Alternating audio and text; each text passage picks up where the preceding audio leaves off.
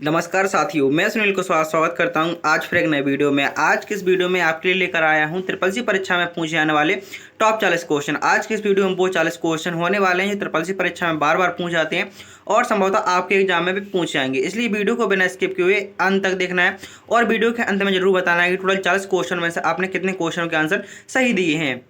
यदि आप चैनल पर नए आए तो चैनल को सब्सक्राइब कर लीजिए। चैनल को सब्सक्राइब करके वीडियो को लाइक करके अपने दोस्तों में भी शेयर कर दीजिए जिनका भी ट्रिपल सी का एग्जाम होने वाला है। जैसे कि आप सब जानते हैं, आज आपकी क्लास नंबर 10 है।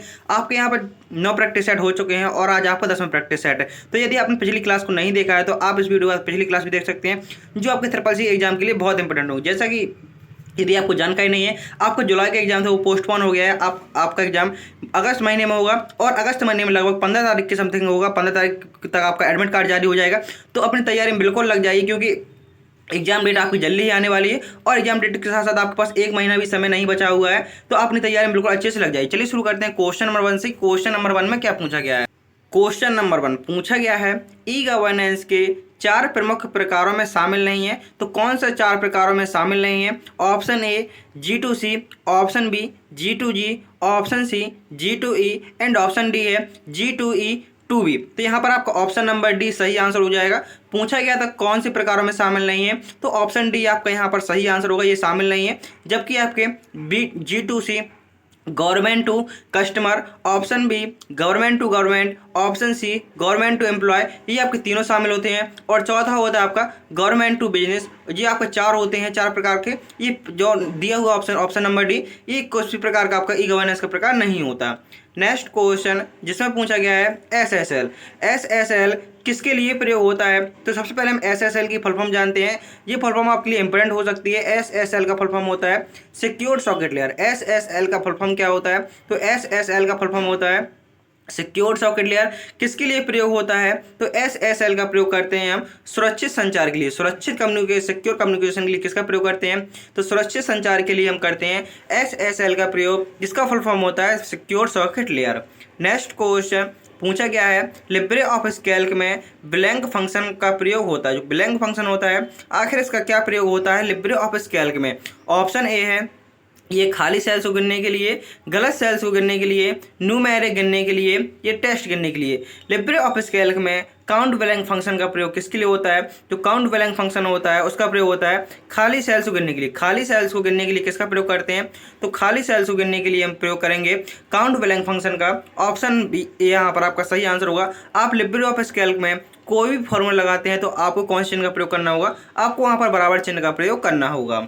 नेक्स्ट क्वेश्चन पूछा गया है इंटरनेट पर कार्य करते समय यदि वेबसाइट HTTPS से शुरू होती है तो इसका मतलब क्या होता है? यदि कोई वेबसाइट आप खोलते हैं और वह HTTPS से शुरू होती है तो इसका मतलब क्या होता है? आखिर इसका अर्थ क्या होता है? ऑप्शन ए वेबसाइट सक्रिय नहीं है, वेबसाइट सुरक्षित है, वेबसाइट स्लो है, या वेबसाइट लोकल है। तो इसका मतलब होता है यह वेबसाइट आपकी सुरक्षित है। यदि क्या लिखा हुआ है HTTPS लिखा हुआ है तो मान लीजिए कि वेबसाइट आपकी सुरक्षित है। ऑप्शन बी यहाँ पर आपका सही आंसर होगा। HTTPS की फुल फॉर्म होती है hyper test transfer protocol secure. HTTPS की फुल फॉर्म होती है hyper test transfer protocol secure. ये फुल फॉर्म भी आपके लिए इंपॉर्टेंट हो सकती है। आपसे पूछा गया यहाँ पर जो S होता है, S का मतलब क्या होता है? तो S का मतलब होता है सिक्योर। नेक्स्ट क्वेश्चन साथ साथ आप भी कमेंट करते चलिए जिससे कि सारे क्वेश्चन आपको भी याद हो जाए। मेरे आंसर बताने के बाद आप भी इसका कमेंट कर सकते हैं जिससे कि सभी क्वेश्चन आपको याद हो जाए, क्योंकि आपके एग्जाम में कुछ इसी प्रकार के क्वेश्चन आने वाले हैं। लिब्रे ऑफिस राइटर में मेल मर्ज किसके लिए प्रयोग होता है? जो मेल मर्ज होता है आखिर इसका प्रयोग किसके लिए होता है? लिब्रे ऑफिस राइटर में मैक्रो रिकॉर्डिंग के लिए, फाइल सेव करने के लिए, एक ही डॉक्यूमेंट को कई रिसीवर को भेजने के लिए, या टेल बनाने के लिए। तो लिब्रे ऑफिस राइटर में मेल मर्ज का कार्य क्या होता है, किसके लिए प्रयोग होता है? तो मेल मर्ज का प्रयोग होता है एक ही डॉक्यूमेंट को कई रिसीवर तक भेजने के लिए। जो एक डॉक्यूमेंट है उसको कई रिसीवर तक भेजने के लिए किसका प्रयोग करते हैं? तो एक ही डॉक्यूमेंट को कई रिसीवर तक भेजने के लिए हम करते हैं मेल मर्ज का प्रयोग। ऑप्शन सी यहाँ पर आपका सही आंसर हो जाएगा। अगले क्वेश्चन में पूछा गया है यूपीआई पिन अधिकतम कितने अंकों का हो सकता है? जो यूपीआई पिन होता है आखिर ये अधिकतम कितने अंकों का हो सकता है? तो आप कहेंगे यह अधिकतम 6 अंकों का हो सकता है। और आपने 4 अंकों को देखा हुआ है, 6 अंकों को अधिकतम पूछा गया है तो अधिकतम आपका 6 अंकों का हो सकता है। और कहेंगे आपने 4 अंकों का भी देखा होगा। यूपीआई की फुल फॉर्म क्या होती है? तो यूपीआई की फुल फॉर्म होती है यूनिफाइड पेमेंट इंटरफेस। यूपीआई की फुल फॉर्म क्या होती है? तो यूपीआई की फुल फॉर्म होती है unified payment interface. UPI pin अधिकतम कितने अंकों का हो सकता है? तो अधिकतम आपका 6 अंकों का हो सकता है। नेक्स्ट क्वेश्चन, इंटरनेट में डीएनएस का कार्य होता है। जो इंटरनेट होता है आखिर इसमें डीएनएस का क्या कार्य होता है? ऑप्शन ए डोमेन नेम को आईपी में बदलना, ईमेल भेजना, फाइल को सेव करना या बैंडविड्थ बढ़ाना। डीएनएस का फुल फॉर्म जानते हैं। सबसे पहले डीएनएस का फुल फॉर्म होता है डोमेन नेम सिस्टम। डीएनएस का फुल फॉर्म क्या होता है? तो डीएनएस का फुल फॉर्म होता है डोमेन नेम सिस्टम और इसका कार्य होता है डोमेन नेम को आईपी में बदलना। जो डोमेन नेम होता है उसको आईपी एड्रेस में बदलना। ये किसका कार्य होता है? ये होता है आपका डीएनएस का। आईपी का फुल फॉर्म क्या होता है? तो आईपी का फुल फॉर्म होता है internet protocol. Next question, fishing का संबंध किससे? जो फिशिंग होता है आखिर इसका संबंध किससे होता है? डेटा बैकअप से, अनैतिक ईमेल द्वारा जानकारी चुराना, ई बैंकिंग या क्लाउड स्टोरेज। तो फिशिंग का संबंध किससे होता है? जो फिशिंग होता है इसका संबंध होता है अनैतिक ईमेल द्वारा जानकारी चुराना। जैसे कि आपकी जानकारी चुराना क्या कहलाता है? तो जानकारी चुराना आपका तो ये फिशिंग के अंतर्गत आ जाता है। अगले क्वेश्चन में पूछा गया है ई वॉलेट की एक विशेषता नहीं। जो ई वॉलेट है निम्न में से कौन सी एक ई वॉलेट की विशेषता नहीं है? ऑफलाइन लेन देन, कैशबैक, मोबाइल आधारित या सीमित राशि। तो यहाँ पर आपका पूछा गया ई वॉलेट की एक विशेषता नहीं है, ये होता है आपका ऑफलाइन लेन देन। आप इसके माध्यम से ऑफलाइन लेन देन नहीं कर सकते, आप कैशबैक कर सकते हैं। मोबाइल आधारित ये आपकी एक सेवा होती है और इसमें सीमित राशि भी होती है कि आप उसमें कितनी राशि रख सकते हैं या कितनी नहीं रख सकते।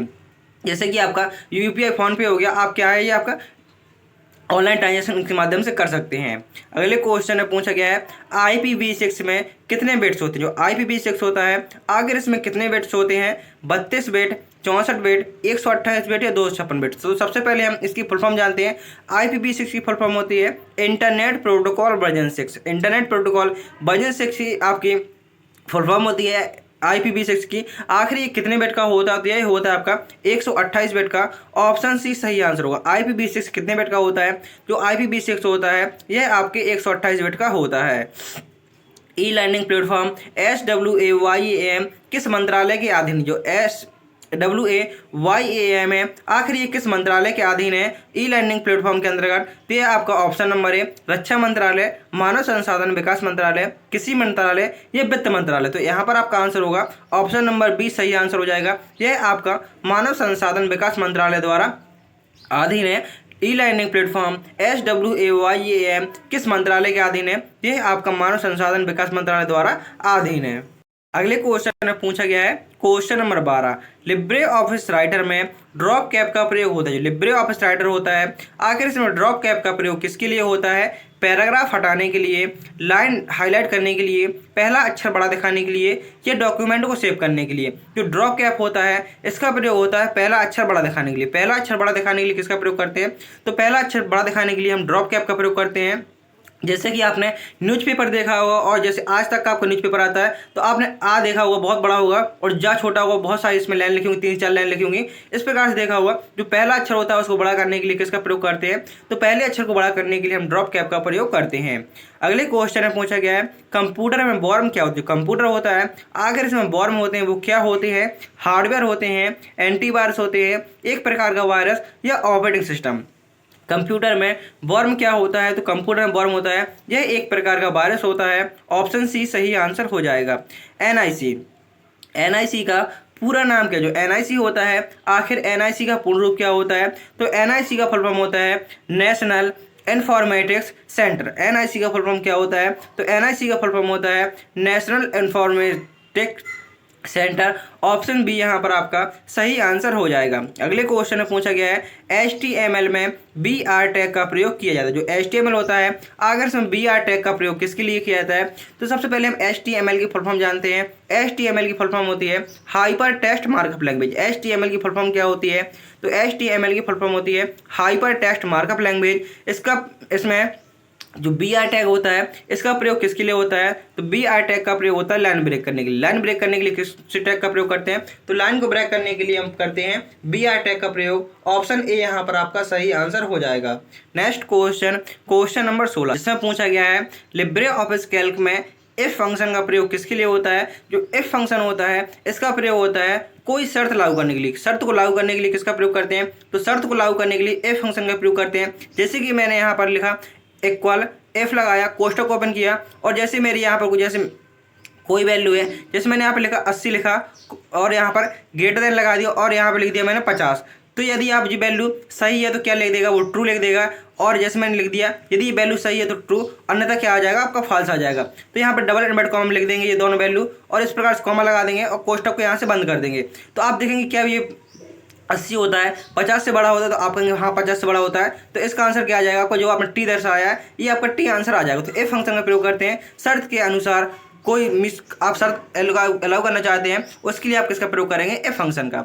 अगले क्वेश्चन में पूछा गया है ओटीपी का पूरा नाम क्या है। जो ओटीपी होता है, आखिर ओटीपी का फुल फॉर्म क्या होता है, तो ओटीपी का फुल फॉर्म होता है वन टाइम पासवर्ड। ओटीपी का फुल फॉर्म होता है वन टाइम पासवर्ड। कभी भी आपको अपने मोबाइल का ओटीपी शेयर नहीं करना चाहिए, जब तक कि आपको उसके बारे में पूरी जानकारी नहीं हो तब तक आपको अपना ओटीपी कभी भी शेयर नहीं करना चाहिए। वो भी जब आपके पास यदि कोई भी कॉल आती है तो उस पर तो कभी भी ओटीपी शेयर नहीं करना चाहिए। यदि आप वहाँ पर मौजूद हैं तो कर सकते हैं, लेकिन इस प्रकार से नहीं करना चाहिए। आपके पास कॉल आती है और कहते हैं गलती से आपका नंबर डल गया है और आपके मोबाइल में ओटीपी आया है, आप उसको बता दीजिए। आपको अपना ओटीपी कभी भी शेयर नहीं करना है। नेक्स्ट क्वेश्चन जिसमें पूछा गया है डिजिटल लॉकर का मुख्य उद्देश्य क्या है। डिजिटल लॉकर होता है, आखिर इसका मुख्य उद्देश्य क्या होता है, पैसे ट्रांसफर करना, दस्तावेजों का डिजिटल संग्रह, ऑनलाइन गेमिंग, ये डिजिटल भुगतान। डिजी लॉकर का मुख्य उद्देश्य क्या है, तो डिजी लॉकर का मुख्य उद्देश्य होता है दस्तावेजों का डिजिटल संग्रह। दस्तावेजों को डिजिटल संग्रह क्या कहलाता है, ये आपका डिजी लॉकर का मुख्य उद्देश्य होता है। Next question Libre office impress में स्लाइड के ट्रांजिशन का प्रयोग होता है। जो स्लाइड का ट्रांजिशन होता है, आखिर इसका क्या प्रयोग होता है। ट्रांजिशन मतलब होता है जब आपकी एक स्लाइड है, यहाँ पर जैसे मैंने 3 स्लाइड बना ली, जब आप एक स्लाइड से दूसरी स्लाइड में जाएंगे तो उसमें कुछ इफेक्ट होगा, दूसरी तीसरी में जाएंगे तो उसमें कुछ इफेक्ट होगा, वो होता है ट्रांजिशन। तो आंसर होगा यहाँ पर आपका ऑप्शन नंबर बी। स्लाइड के बीच एनिमेशन जोड़ने के लिए किसका प्रयोग करते हैं, तो स्लाइड के बीच एनिमेशन जोड़ने के लिए हम प्रयोग करते हैं ट्रांजिशन का। तो यहाँ पर ऑप्शन बी सही आंसर होगा। अगले क्वेश्चन में पूछा गया है कंप्यूटर सिस्टम में पोस्ट का क्या कार्य होता है। सबसे पहले पोस्ट की फुल फॉर्म जानते हैं।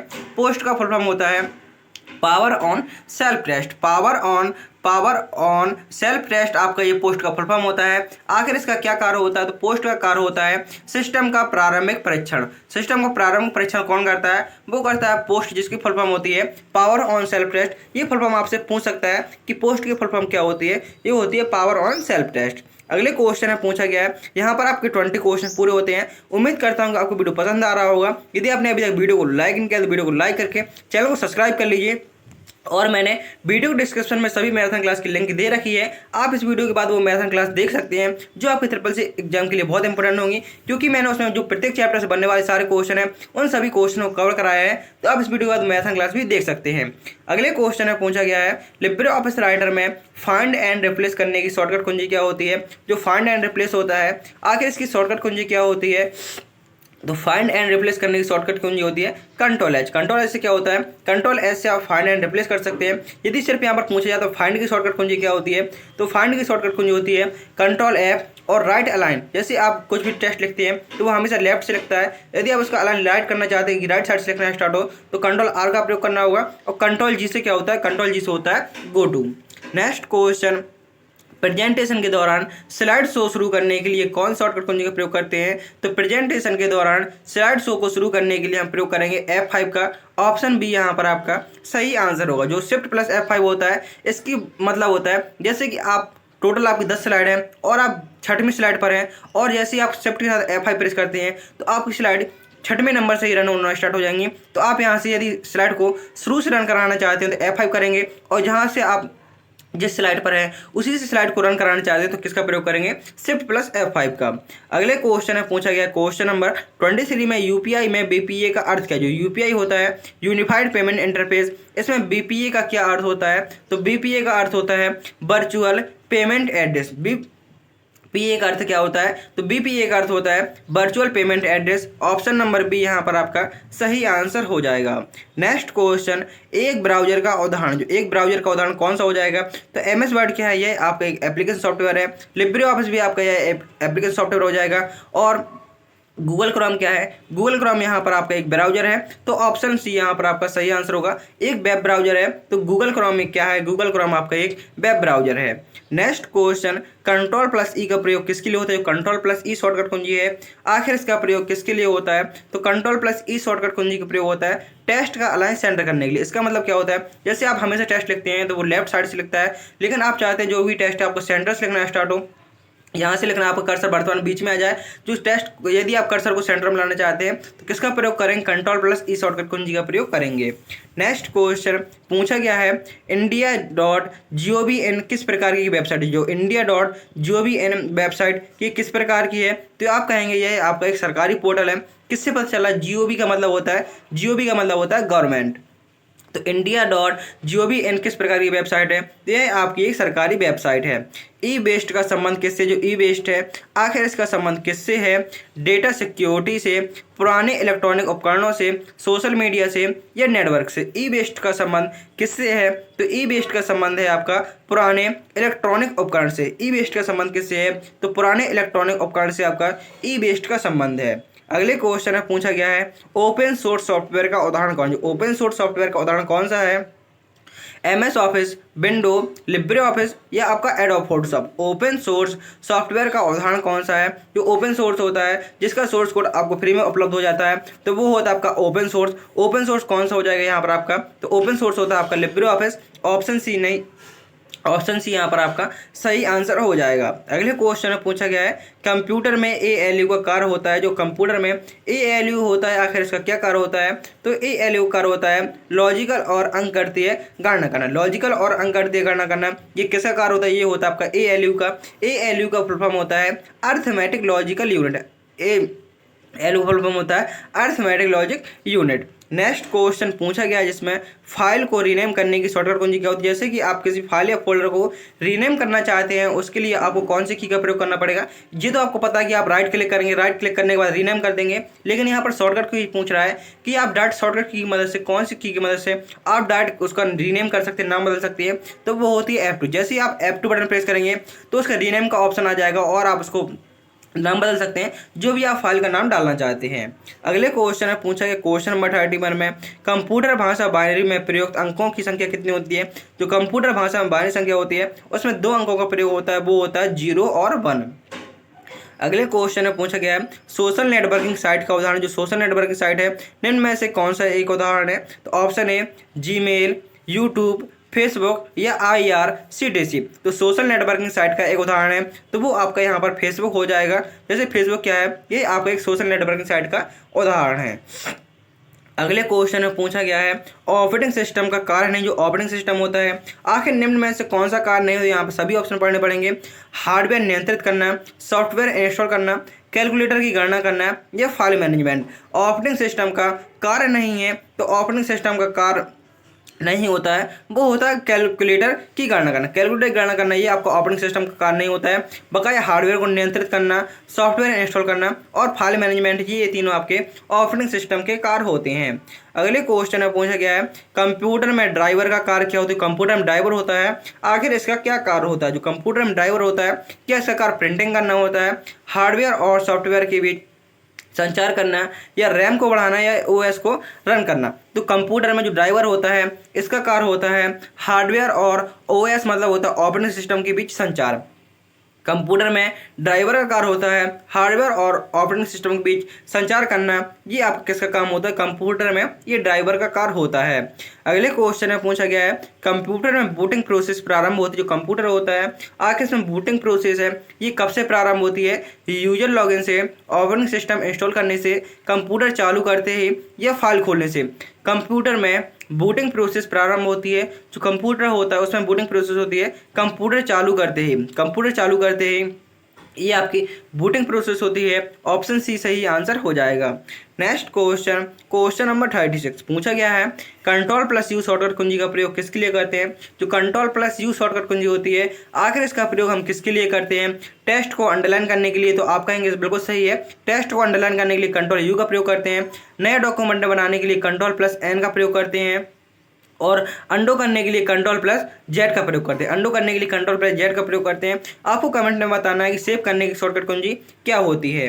अगले क्वेश्चन में पूछा गया है कंप्यूटर वायरस से सुरक्षा के लिए किसका प्रयोग करते हैं। तो कंप्यूटर वायरस से सुरक्षा के लिए हम प्रयोग करते हैं एंटीवायरस का। कंप्यूटर वायरस सुरक्षा के लिए किसका प्रयोग होता है। तो कंप्यूटर वायरस से सुरक्षा के लिए एंटीवायरस का प्रयोग होता है। नेक्स्ट क्वेश्चन SPAM स्पैम शब्द किसके लिए प्रयोग होता है। जो स्पैम शब्द होता है इसका प्रयोग होता है अवांछित ईमेल के लिए। अवांछित ईमेल के लिए किसका प्रयोग होता है। तो अवांछित ईमेल के लिए आपका स्पैम का प्रयोग होता है। नेक्स्ट क्वेश्चन MS वर्ड में टेबल जोड़ने के लिए कौन सी टैब का प्रयोग होता है। यदि आप MS वर्ड में टेबल को जोड़ना चाहते हैं तो उसके लिए आपको कौन सी टैब का प्रयोग करना होगा। MS वर्ड में टेबल को जोड़ने के लिए इंसर्ट टैब का प्रयोग होता है। ऑप्शन सी सही आंसर हो जाएगा। नेक्स्ट क्वेश्चन नंबर 40 और ये आपका लास्ट क्वेश्चन जिसमें पूछा गया है भारत सरकार की उमंग ऐप का फुल फॉर्म क्या होता है। जो उमंग ऐप होता है आखिर इसका फुल फॉर्म क्या होता है। तो उमंग ऐप का फुल फॉर्म होता है unified mobile app for new age generation. ये यहाँ पर आपका ऑप्शन नंबर ए सही आंसर होगा। इस प्रकार से यहाँ पर आपके 40 क्वेश्चन पूरे होते हैं। उम्मीद करता हूँ कि आपको वीडियो पसंद आया होगा। यदि आपने अभी तक वीडियो को लाइक नहीं किया तो वीडियो को लाइक कर दीजिए। चैनल को सब्सक्राइब करके अपने दोस्तों में भी शेयर कर दीजिए जिनका भी ट्रिपल सी एग्जाम होने वाला है। मिलते हैं नेक्स्ट वीडियो में। थैंक यू, टेक केयर, जय हिंद, जय भारत, वंदे मातरम।